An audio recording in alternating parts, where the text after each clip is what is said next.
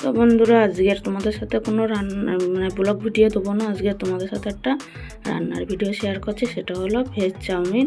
তো চলো দেখতে থাকো আর কী কী লাগছে এবার দেখে নাও। এখানে দেখো সব আমি ধুয়ে কুচিয়ে নিয়েছি, লঙ্কা, পেঁয়াজ, আদা কুচি নিয়েছি, গাজর, বিনস, মটরশুঁটি, আর এখানে আছে ক্যাপসিকামটা অল্প একটু দিয়েছি।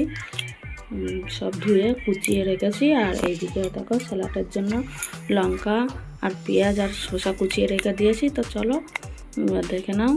এদিকে দেখো আমি গরম জল বসিয়ে দিয়েছি একটা কড়াইতে। তো গরম হয়ে যাবার পর তারপর কিন্তু আমি চাউমিনটা দিচ্ছি।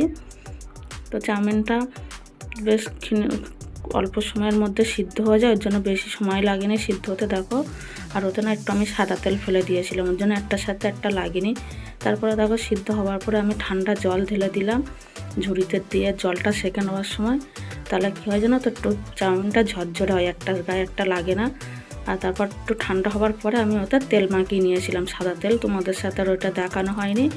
সাদা তেল মাখিয়ে রাখলে একদমই একটার সাথে একটা লাগবে না, গায়ে গায়ে সেরে যাবে, গায়ে গায়ে লাগবে না একটাও। তাও দেখো ঠান্ডা জল ঢালার পরে যেহেতু সিদ্ধর সময় একটু সাদা তেল ফেলে দিয়েছিলাম, ওর জন্য দেখো গায়ে লাগেও নি। আর এইদিকে দেখো এবার আমি কড়াই বসিয়ে দিয়েছি, আর ওতে একটু সামান্য সাদা তেল দিয়েছি। কেন জানো, দুটো ডিম দেবো ওর মধ্যে, ডিমটা ভেজে নেবো আমি আগে থাকতে। ভেজে আমি এবার ডিমটা ঝুড়ি ঝুড়ি করে ভেজে নিয়ে তুলে নেবো। নিয়ে তারপরে চাউমিনের জন্য আবার কড়াইতে তেল দিয়ে দেবো। কড়াইতে আমি তেল দিয়ে দিলাম। এবার এক এক করে পেঁয়াজ আর লঙ্কা কুচি দিয়ে দেবো। দিয়ে লঙ্কা আর পেঁয়াজটা একটু ভাজা ভাজা হবে, তারপরে এক এক করে সব সবজিগুলো দিয়ে দেবো। তো দেখো এইগুলো একটু লালচে লালচে হয়ে যাওয়ার পরে এবার আমি আদা কুচি দিয়ে দিয়েছি এর মধ্যে, দিয়ে একটু নাড়াচাড়া করে নিয়ে এবার এর মধ্যে দেবো কী বলতো, বিনস দেবো আর গাজর দেবো। এগুলো একটু সিদ্ধ হতে দেরি হয়, তো ওই কারণে এগুলো দিয়ে একটু ভাজা ভাজা হবে, মানে সিদ্ধটা বেশি লাগে, এগুলো জালটা বেশি লাগে। এগুলো একটু ভাজা ভাজা হয়ে গেলে তারপর বাদ বাকি সবজিগুলো দিয়ে দেবো। আর তোমরা এর সাথে চাইলে আরও সবজি দিতে পারো, অনেকে বাঁধাকপি আলু দেয়, তা আমি ওইগুলো আর দিলাম না, আমি অল্প অল্প সবজি দিয়েছি। এবার দেখো মটরশুঁটি আর ক্যাপসিকামটুকু দিয়ে দিলাম, দিয়ে ভালো করে নাড়াচাড়া করে নিয়ে। আর এতে দেখো লবণ আমি কিন্তু দিয়ে দিয়েছি, সেটা স্কিপ করে গেছি তোমাদের সাথে দেখানো হয়নি। এবার দিয়ে দেবো একটু হলুদ, বেশি দেবো না, হলুদটা অল্পই দেবো যাতে একটু বাসন্তী কালার ভাব আসে। একটু বেশি হলুদ দিলে আবার হলুদ হলুদ ভাব চলে আসে। তো এবার দেখো আমি ডিমের ভুজিয়াগুলো দিয়ে দিলাম ওর মধ্যে, দিয়ে এবার ভালো করে দেবো। সব সবজি কিন্তু আমার সিদ্ধ হয়ে গেছে, এখানে ভাজা ভাজা হয়ে গেছে ভালোভাবে।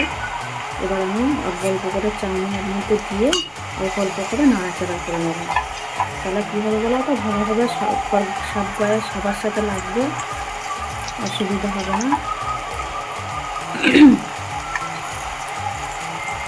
এরকম অল্প অল্প করে চাউমিন দিয়ে নাড়াচাড়া করে নেবে, নিয়ে ভালো করে মিক্স করবো। যেহেতু হাত দিয়ে ফোন ধরে একটা করছি, অসুবিধা হয়ে যাচ্ছে, তো ফোনটা রেখে আমি এই চাউমিনগুলো আবার সব দিয়ে ভালো করে নাড়াচাড়া করে নেবো। আর এর মধ্যে এবার কী দেবো বলো তো, নাড়াচাড়া করে নিয়ে তারপরে লাস্টে একটু গোলমরিচের গুঁড়ো দেবো। তো দেখো চাউমিনটা কিন্তু পারফেক্ট হয়েও গেছে, আর খেতে কিন্তু দারুণ দারুণ হয় এইভাবে চাউমিন করলে। তো তোমরাও বাড়িতে করে দেখো, খুবই খেতে টেস্টি হয়।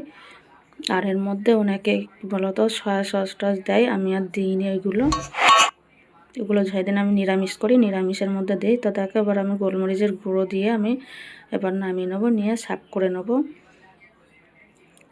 তো আজকের চাউমিনের রেসিপিটা কেমন লাগলো বন্ধুরা জানিও, লাইক কমেন্ট আর শেয়ার করে দিও যদি ভালো লেগে থাকে তো।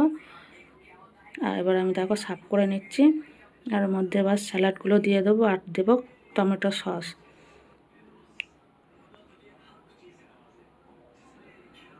আর খেতে কিন্তু খুবই সুস্বাদু হয় এইভাবে করলে। তো চলো আজকে তোমাদের চাউমিনের রেসিপিটা যদি ভালো লেগে থাকে সত্যি, তাহলে তোমরা একটা শেয়ার করে দিও। তাহলে তোমাদের সাথে দেখা হবে নেক্সট একটা ভিডিওর সাথে। তা ততক্ষণে তোমরা কিন্তু ভালো থেকো, সুস্থ থেকো, আর আমার পাশে থেকো এইভাবে সবাই। তো আজকের মতন এখানেই করে দিচ্ছি, টাটা বাই বাই। তো চলো।